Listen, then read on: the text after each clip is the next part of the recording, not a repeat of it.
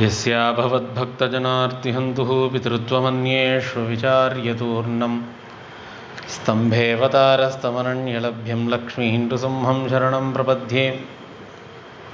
श्रीमान् वेङ्कटनाथार्यः कवितार्किककेसरी वेदान्ताचार्यवर्यो मे सन्निधत्तां सदा हृदि। சீரொன்னுதோப்புல் திருவேங்கடமுடையான் பாரொன்னுச் சொன்ன பழமொழியுள் ஓரொன்னுதானே அமையாதோ தாரணியில் வாழ்வார்க்கு வானேரப் போமளவும் வாழ்வு. இன்னைய தினம் தேசிக பிரபந்தத்தில் அடைக்கலப்பத்து அதில் 5வது பாசுரத்தினுடைய அர்த்தங்களை பார்க்கலாம். முன் சொன்ன பிரகாரம் இந்த அடைக்கலப்பத்து பிரபந்தத்தில்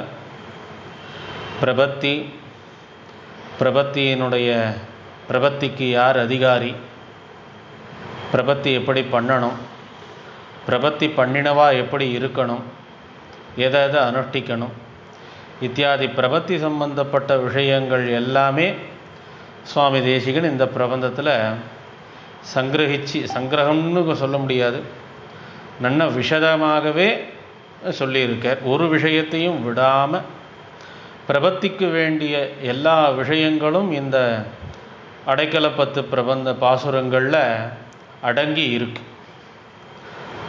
அவ்வாறே இந்த பிரபத்தி எப்படிப்பட்டது, யார் அதிகாரி, எப்படிப்பட்ட பலனை தரவல்லது. ஏன்னாக்கா நாம் எந்த ஒரு காரியம் பண்ணோன்னாலும் ஒரு பிரயோஜனத்தை உத்தேசித்து தான் ஒரு காரியத்தை பண்ணுறோம். எல்லா பிரயோஜனங்களும் எல்லா பலன்களும் ஒருவித ஸ்திரத்தன்மை இல்லாதது, நிரந்தரமற்றது, அழிவுடையது. கொஞ்ச காலம்தான் அந்த பலனை நம்ம அனுபவிக்கக்கூடியதாக இருக்கும். அப்படி அழிவில்லாமல் முடிவில்லாமல் நிரந்தரமாக ஸ்திரமாக இருக்கக்கூடிய பிரயோஜனம் எதுன்னு பார்த்தோம்னாக்கா மோட்சமாகிற பலன். அந்த மோட்சத்தை பெறுவதற்கோசரம்தான் நாம் எல்லாரும் பிரயத்தனப்பட்டுருக்கோம். அதற்குண்டான உயர்ந்ததான வழியைத்தான் சுவாமி தேசிகன் இந்த பிரபந்தத்தில் பிரபத்தி ஆகிற விஷயத்தை எல்லாத்தையும் சொல்கிறார். அப்படிப்பட்ட பிரபத்தி எப்படின்றது சொல்லிட்டார். இந்த பிரபத்திக்கு எது அங்கம்? ஏன்னா அங்கம் அங்கி இந்த இரண்டுமே ஒரு செயலுக்கு தேவையுள்ளது.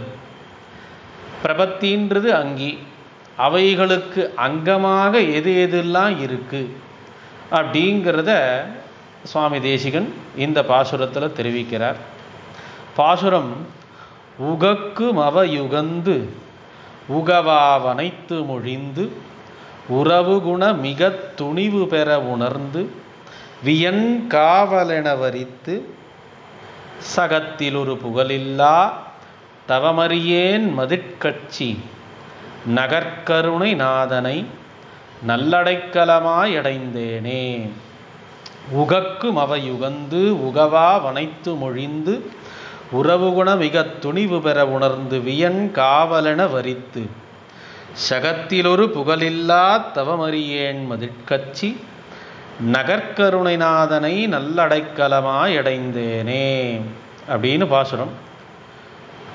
முன் சொல்ல பிரகாரம் ஒவ்வொரு பாசுரத்திலையும் சுவாமி தேசிகன் பெருமாளை ஒரு பெயரிட்டு கூட்டுருக்கார்.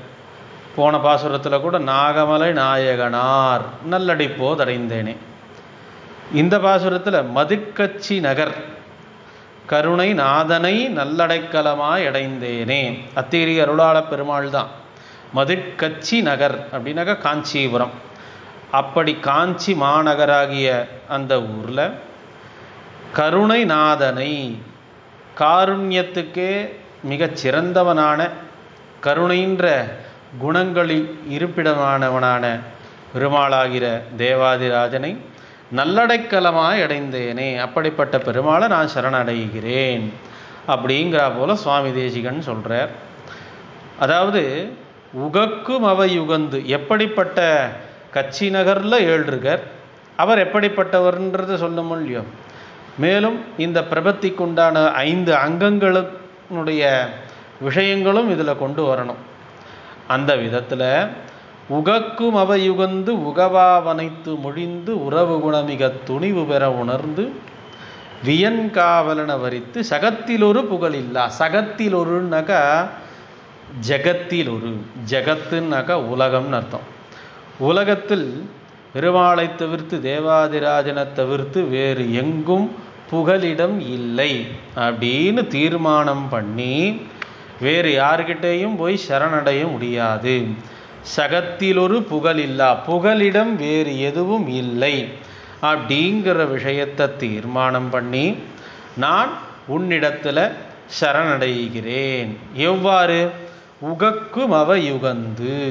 உகக்கும் அவ யுகந்துன்னாக்கா எம்பெருமானாகிற தேவாதிராஜனுக்கு எந்த விஷயம் பண்ணால் உகக்கும், எந்த விஷயம் செய்தால் பெருமாளுக்கு எந்தவித கோபமும் நிகிரகத்துக்கு ஆளாகாமல் பிடித்தார் போல இருக்கலாம். உகக்கும்னாக்கா பிடித்ததுன்னு அர்த்தம். பெருமாளுக்கு பிடித்ததாக இருப்பது தான் உகக்கும் அவை உகந்து. உனக்கு இது பிடிக்கும்ன்றதை தெரிஞ்சுண்டு உனக்கு வேண்டியதை பண்ணுறது அது ஒன்று. உகக்கும் அவை யுகந்து உகவா வனைத்து மொழிந்து.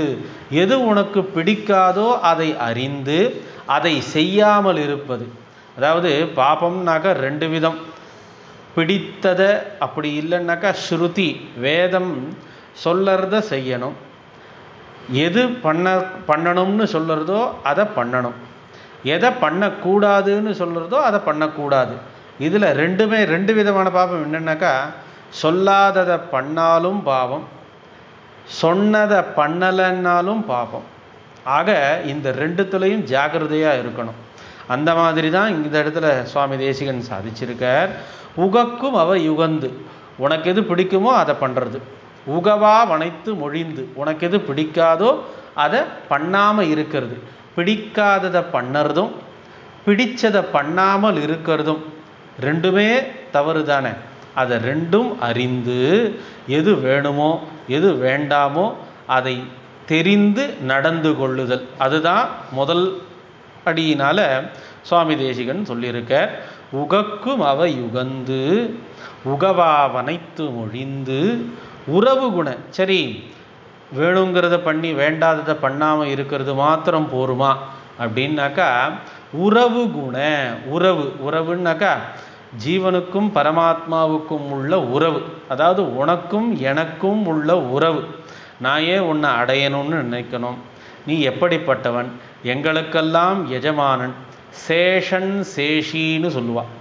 நம்மெல்லாம் சேஷன், சேஷபூதர்கள், அதாவது தாசபூதர்கள், பெருமாளுக்கு எப்பொழுதும் கைங்கரியம் செய்யக்கூடியவர்கள். அப்படி தாசபூதர்களாக நம்மளை நம்ம நினச்சிக்கணும். முதல்ல நமக்கு எல்லாம் சேஷி பரமாத்மா. சேஷின்னாக்கா எஜமானன், நமக்கு தலைவன், நாம் அவருக்கு தாசபூதர்கள்.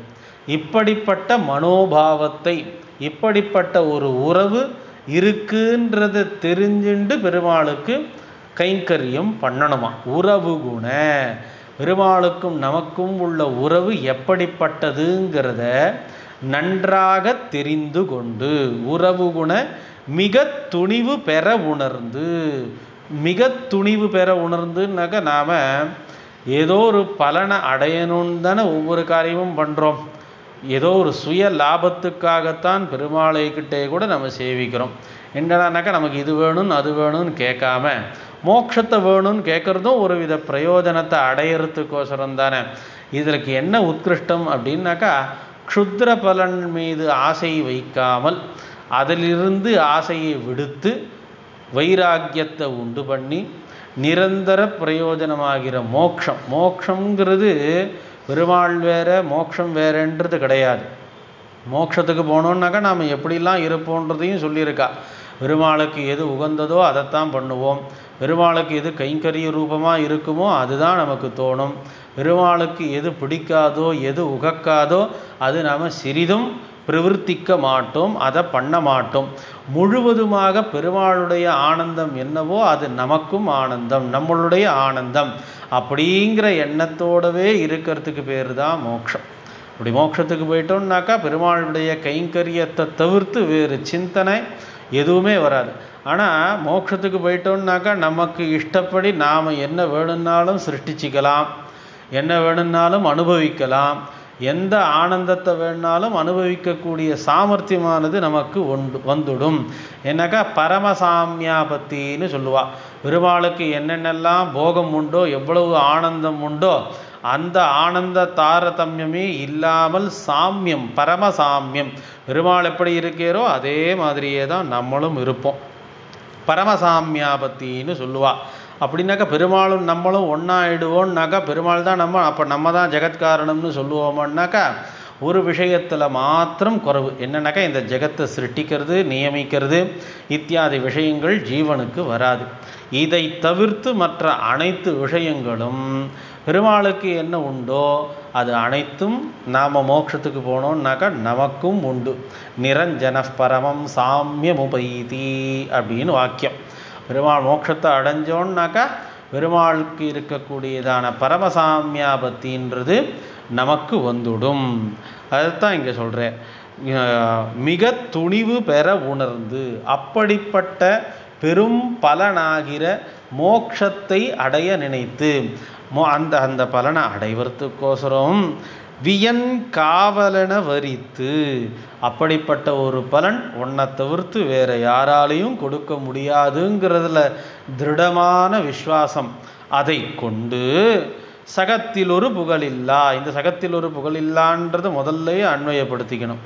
எனக்கா முதல்ல வேறு யாரும் இல்லை, வேறு கதி இல்லை அப்படிங்கிற சிந்தனையோடு பெருமாளிடத்தில் போய் சரணாகதி அடையிறது தான். சகத்தில் ஒரு புகழில்லா தவமறியேன் மதிற்கட்சி. இப்படிப்பட்ட உன்னை, காஞ்சிபுரத்தில் எழுந்தருளி இருக்கக்கூடியதான உன்னை, நகர்கருணை நாதனை, காஞ்சி மாநகர்கருணை நாதனை, அந்த காஞ்சி மாநகரத்தினுடைய நாயகனான அத்திகிரி அருளாள பெருமாளினுடைய திருவடியை அடைகின்றேனே அப்படிங்கிற போல சுவாமி தேசிகன் சொல்கிறார். இதில் பிரபத்தியினுடைய 5 அங்கங்கள் எங்கு கொண்டு வந்தேன் அப்படின்னாக்கா, முதல்ல 5 அங்கம்னா என்ன அப்படின்னாக்கா, ஆணுகூல்யஸ்ய சங்கல்பா, பிராதிகூல்யஸ்ய வர்ஜனம், ரக்ஷிஷ்யதீதி விஸ்வாசா, கோப்திருத்வ வரணம் ததா அப்படின்னு ஸ்லோக ரூபமாக என்னன்னாக்கா, ஆணுகூல்யஸ்ய சங்கல்பம் 1, 2வது பிராதிகூல்யஸ்ய வர்ஜனம், 3வது மகாவிஸ்வாசம், 4 கோப்திருத்வ வரணம், 5 கார்பண்யம். இந்த 5 அங்கங்கள் பிரபத்திக்கு உண்டான 5 அங்கங்கள். இதில் முதல் ஆணுகூல்ய சங்கல்பம் அப்படின்னாக்கா என்ன அர்த்தம்? அனுகூலஸ்ய பாவா ஆணுகூல்யம். அனுகூலம், அனுகூலமாக இருக்கிறது. அதாவது எம்பெருமானுடைய திருவுள்ளத்திற்கு உகப்பதையே செய்வது. ஆணுகூல்யஸ்ய சங்கல்பம். ஏன்னாக்கா முக்தனுக்கு, மோட்சத்தை அடைந்தவனுக்கு எந்த ஒரு பிரயோஜனத்தையும் தனது சங்கல்பத்தினாலேயே சாதிக்கக்கூடியதான சாமர்த்தியம் உண்டு. அந்த சங்கல்பம் எப்படி இருக்கும்? பெருமாளுக்கு என்ன வேண்டுமோ, பெருமாளுக்கு என்ன திருவுள்ளம் உகக்குமோ அது சம்பந்தப்பட்ட சங்கல்பத்தை தான் பண்ணுவா. அது ஆணுகூல்யம். 2வது பிராதிகூல்ய வர்ஜனம். பெருமாளுக்கு எது கூடாதோ அதை விலக்குவது, அதுன்றது 2வது. இதெல்லாம் பிரபத்திக்கு அங்கம். பெருமாளுக்கு எது வேணுமோ, எது உகக்குமோ அதை எடுத்துக்கிறது. பெருமாளுக்கு எது கூடாதோ, எது நிகிரகத்தை கொடுக்குமோ அதை விலக்கிறதுன்றது 2வது. 3வது மகாவிஸ்வாசம். மகாவிஸ்வாசம்னா என்னன்னாக்கா, பிரபத்தி பண்ணிட்டோம்னாக்கா பெருமாள் நமக்கு நிச்சயமாக நமக்கு மோட்சத்தை கொடுப்பார். அதில் சிறிதளவும் சந்தேகம் இல்லாமல் பெரும் விஸ்வாசத்தோடு இருப்பது தான், அதுதான் மகாவிஸ்வாசம். அவர் கண்டிப்பாக நம்மளை காப்பாற்றுவார்ன்ற நம்பிக்கை தான் மகாவிஸ்வாசம். இது 3வது. 4வது கோப்திருத்வ வரணம். என்னன்னாக்கா, மோட்சத்தை அடையிறதுக்கு அநேக உபாயங்கள் இருக்குது. பிரபத்தி அதில் ஒரு உபாயம். மற்றவைகள்லாம் பக்தி யோகம், கர்மயோகம் இத்தியாதிகள்லாம் நிறைய இருக்குது.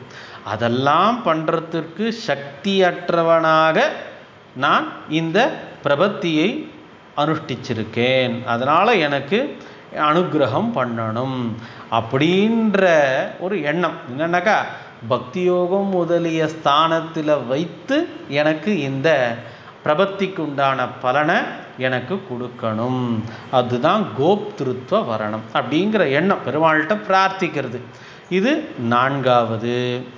ஐந்தாவது என்ன அப்படின்னாக்கா கார்பண்யம். கார்பண்யம்னாக்கா என்ன அப்படின்னாக்கா எப்பொழுதும் நான் மற்ற எந்த இதுக்கும் என்னால் முடியலை, எனக்கு சக்தி கிடையாது, அதனால் எனக்கு மோட்சத்தை தயை கூர்ந்து அனுகிரகம் பண்ணணுங்கிற ஒரு தாழ்ந்த எண்ணம். தாழ்ந்த எண்ணம்னாக்கா ஒரு பணிவான எண்ணம். இந்த எண்ணத்தை மேலோங்கி கடைசி வரைக்கும் வச்சுட்டு இருக்கிறதுக்கு பேர் தான் கார்பண்யம். ஆக இப்படிப்பட்ட 5 விதமான விஷயங்களோடு கூடினதான பிரபத்தி, அந்த பிரபத்தி தான் வசத்தி. அந்த பிரபத்தி மோட்சத்தை தர வல்லது. அப்படிப்பட்ட பிரபத்தின்றது சரணாகதி. அந்த சரணாகதியைத்தான் நான் இப்போது காஞ்சி மாநகரில் எழுந்தருளி இருக்கக்கூடியதான அத்திகிரி அருளாளனுடைய சரணாகதியில் நான் சரணத்தில் நான் சரணடைகிறேன். மதிர்கட்சி நகர்கருணை நாதனை நல்லடைக்கலமாய் அடைந்தேனே.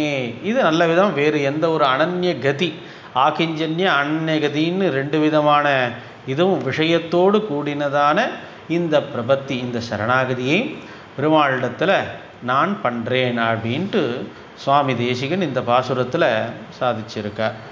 கவிதார்க்கிக சிம்ஹாய கல்யாண குணசாலினி ஸ்ரீமதே வெங்கடேஷாய வேதாந்த குரவே நமः.